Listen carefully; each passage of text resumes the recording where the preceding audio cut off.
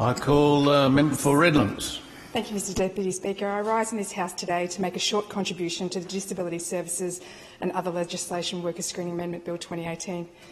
Mr Speaker, the NDIS means more choice and control for people with disability. It's about how they receive reasonable and necessary supports to make sure that they can live their life to the fullest. Each jurisdiction in Australia will transition to the full scheme implementation of the NDIS in accordance with individual agreements and at the different stages. Queensland has started this transition, and it's imperative that we ensure that a robust quality and safeguards system is in place. This bill prepares Queensland for the transition to the NDIS.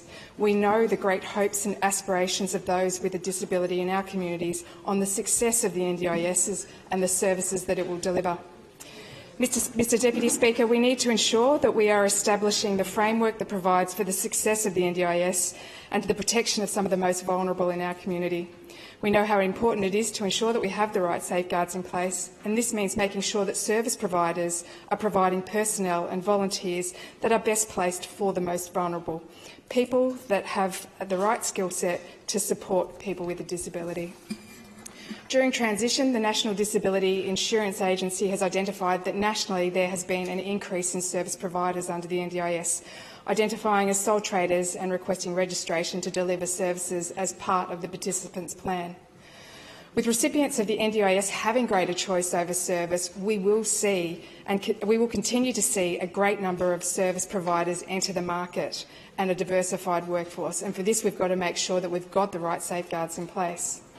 Mr Speaker, Queensland currently has an operational worker screening system for people working or volunteering with people with a disability, the yellow card system, and this yellow card system is broadly comparable to the Working with Children blue card system. The National Disability Insurance Scheme Quality and Safeguards Framework was agreed by the Council of Australian Governments in December 2016, and the framework will apply in Queensland following full scheme operation. Under the framework, states and territories will remain responsible for operating the worker screening units in accordance with the nationally agreed approach.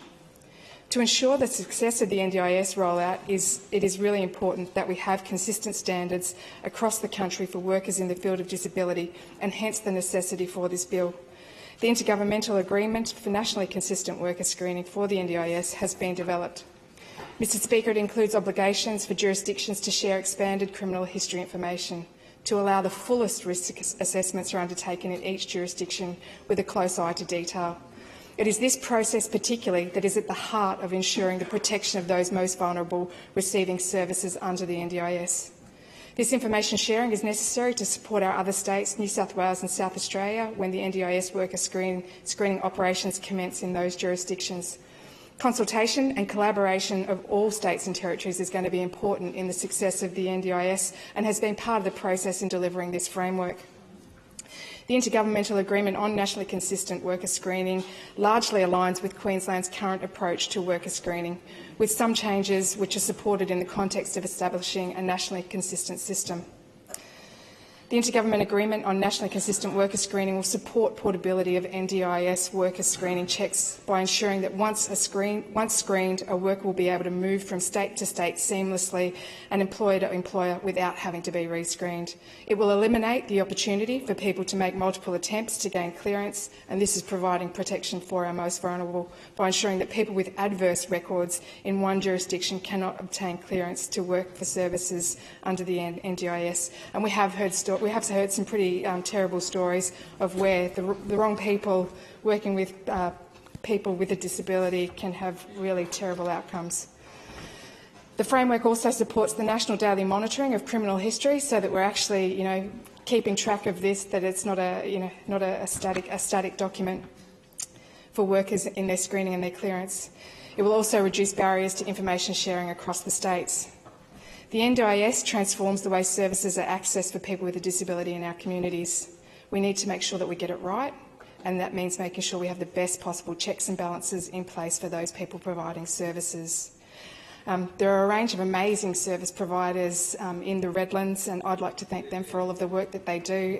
They are tireless workers in caring for people with disability, and I know that they're looking forward to embracing the opportunity that the NDIS scheme will bring. I'd also like to acknowledge the great work of Minister Coralie O'Rourke. She's done a fantastic job in bringing this legislation to the House. Mr Speaker, this is important legislation to ensure the protection of the most vulnerable in our community as we see the rollout of one of the most significant changes to disability services. It will assist Queenslanders to live with dignity. It is a cornerstone piece of legislation. Mr Speaker, I commend this bill to the House. I call the Minister.